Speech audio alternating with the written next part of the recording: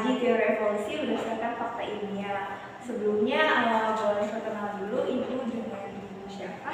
Nama saya Farica Hanfiasya Putri, akrab dipanggil dengan sebutan Ica, umur saya 24 tahun, dan pengalaman kerja saya sebelumnya saya mengajar di SMP di K8.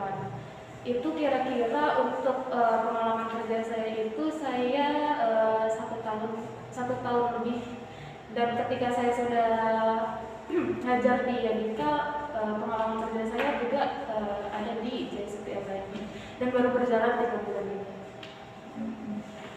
Baik, Ibu, terima kasih untuk pengenalannya. Kita langsung ke sesi wawancaranya. Menurut Ibu, apa yang Ibu ketahui tentang teori evolusi itu sendiri? Menurut saya itu untuk teori evolusi sendiri itu dia adalah suatu perubahan sifat pada suatu organisme dan populasi yang diwariskan dari satu generasi ke Ibu, selanjutnya kita masuk ke pertanyaan kedua. Terus apa yang Ibu ketahui tentang Lamarck, Darwin, dan seleksi alam? Menurut saya untuk seleksi alam dari Darwin itu sendiri adalah makhluk hidup yang menghasilkan atau mampu menghasilkan keturunan yang banyak. Oke, Bapak Ibu, selanjutnya kita ke pertanyaan ketiga. Adakah keuntungannya jika kita mempelajari teori evolusi? Menurut saya untuk keuntungan mempelajari teori evolusi itu sendiri, kita bisa dapat mengenal yang namanya asal-usul manusia secara ilmiah. Dan kemudian keuntungan selanjutnya itu kita juga dapat memiliki tahu sistem kehidupan tumbuhan dan hewan. Dan masih banyak lagi tentang keuntungan evolusi. Baik, Ibu, selanjutnya menurut Ibu apa yang diketahui tentang manusia purba? Baik, jadi untuk manusia purba itu sendiri adalah dia adalah masyarakat yang hidup di zaman prasejarah, dan hal itu dibuktikan karena ditemukannya fosil kerangka manusia. Seperti itu. Lalu lanjut ke pertanyaan kelima ya, Bu. Siapakah nenek moyang manusia menurut teori evolusi? Menurut saya untuk nenek moyang dari evolusi itu sendiri adalah terdiri dari ras Austronesia. Seperti itu. Pertanyaan selanjutnya itu, apakah Ibu percaya tentang teori evolusi? Mengapa dan juga alasannya? Menurut saya percaya tentang teori evolusi. Kenapa? Karena teori evolusi ini dia itu membahas tentang salah satunya asal-usul manusia, terus dia juga berkaitan tentang agama, dan kemudian dia juga berkaitan dengan teori-teori biologi juga dan lain-lain seperti itu. Baik, Bu, pertanyaan selanjutnya, apa yang Bu Ica ketahui tentang adaptasi dan mutasi? Baik, jadi adaptasi menurut saya itu adalah cara penyesuaian makhluk hidup dengan lingkungan untuk mempertahankan hidupnya. Untuk mutasi sendiri itu dia adalah perubahan terjadi di dalam gen atau kromosom. Seperti itu. Pertanyaan terakhir, Bu. Apakah Ibu beragama? Terus sebutkan agamanya. Untuk agama saya sendiri, saya menganut agama Islam. Berikutnya itu, apakah agama itu mendukung teori evolusi dengan alasannya? Jadi untuk agama saya sendiri, agama Islam juga mendukung tentang teori evolusi. Kenapa? Pada surat An-Nur ayat 45 itu berbunyi tentang penciptaan makhluk hidup dari air, sehingga membuktikan bahwa teori evolusi itu akan selalu terkait dengan yang namanya kehidupan sehari-hari, asal-usul kita mempelajari tentang asal-usul manusia dan lain-lain. Baik, Ibu, kita langsung masuk ke pertanyaan selanjutnya. Siapakah manusia pertama menurut agama Ibu? Manusia pertama yang diciptakan Allah Subhanahu wa Ta'ala pada agama saya yaitu adalah Adam. Dan Nabi Adam ini dia adalah manusia pertama yang hidup di bumi sekitar 1000 tahun. Lanjut ke pertanyaan ke-11. Apakah teori evolusi ini bertentangan dengan agama Ibu? Lalu berikan alasannya.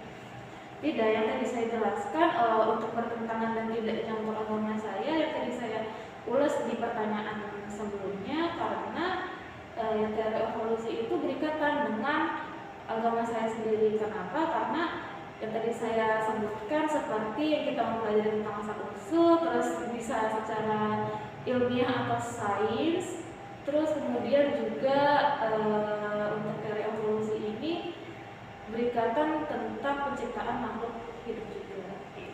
Baik, kita lanjut ya Bu. Pertanyaan berikutnya itu, apakah teori evolusi masih layak diajarkan di sekolah-sekolah? Menurut saya masih, karena anak-anak pun masih membutuhkan yang namanya mengetahui ini. Untuk teori evolusi ini tuh di kehidupan mereka itu memang harus dipelajari kan, karena secara ilmiah pun masih menjadi satu-satunya yang menjelaskan bagaimana spesies yang ada di muka bumi ini yang beraneka ragam. Jadi masih penting untuk diterapkan di sekolah-sekolah.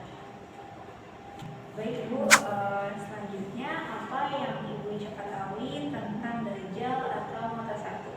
Menurut saya Dajjal itu sendiri adalah suatu utusan yang bisa memfitnah atau membohongi ketika di akhir zaman itu sendiri. Nah, kenapa? Karena si Dajjal ini dia memiliki kekuatan yang luar biasa untuk menipu manusia-manusia untuk menjadi pengikutnya pada akhir zaman. Lanjut ke pertanyaan ke-14 ya Bu. Mengenai teori evolusi ini, apakah Ibu mendukung atau menolak atau ragu-ragu? Lalu berikan alasannya. Saya mendukung tentang teori evolusi. Kenapa? Karena masih banyak teori evolusi ini mempelajari tentang kehidupan agama, sains, dan lain-lain.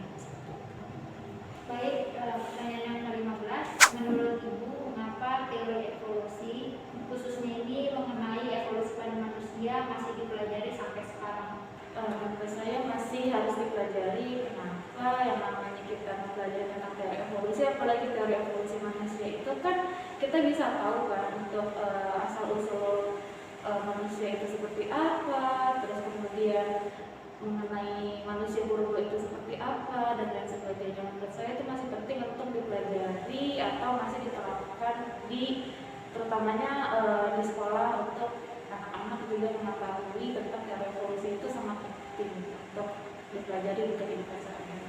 Baik Bu, kita masuk ke pertanyaan selanjutnya. Menurut Ibu, apakah boleh jika kita menjelaskan suatu ilmu atau teori kepada orang lain maupun peserta didik, tetapi bertentangan dengan agama kita sendiri, agama yang kita anut? Menurut Ibu itu bagaimana ya?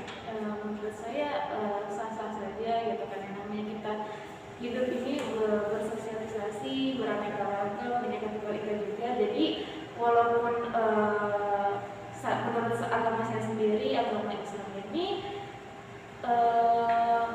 masih berikatan sih untuk agama saya sendiri. Kenapa? Karena dari evolusi ini dia juga menjelaskan tentang penciptaan manusia. Lanjut ya Bu, ini pertanyaan yang terakhir. Bagaimana cara Ibu menjelaskan teori evolusi, khususnya evolusi manusia ke peserta didik? Baik, untuk cara menjelaskan kepada anak murid sendiri itu, bagaimana kita itu menjelaskan ke anak-anak dengan teori yang mendasar. Pertama-tama kita menjelaskan tentang teori dasar, kayak misalkan asal-usul manusia itu kita kan berikatan dengan yang namanya penciptaan makhluk hidup kan, Jadi ketika menjelaskan ke anak murid itu sendiri, ya kita satu kuatkan dengan tentang agama, tentang secara ilmiahnya juga. Jadi ada berkesinambungannya gitu. Jadi anak-anakku atau murid-murid itu mudah memahami tentang teori evolusi. Baik Ibu, terima kasih. Pertanyaan yang kita ajukan sudah semua. Terima kasih atas waktunya, penjelasannya. Semoga bermanfaat buat kita semua. Assalamualaikum warahmatullahi wabarakatuh.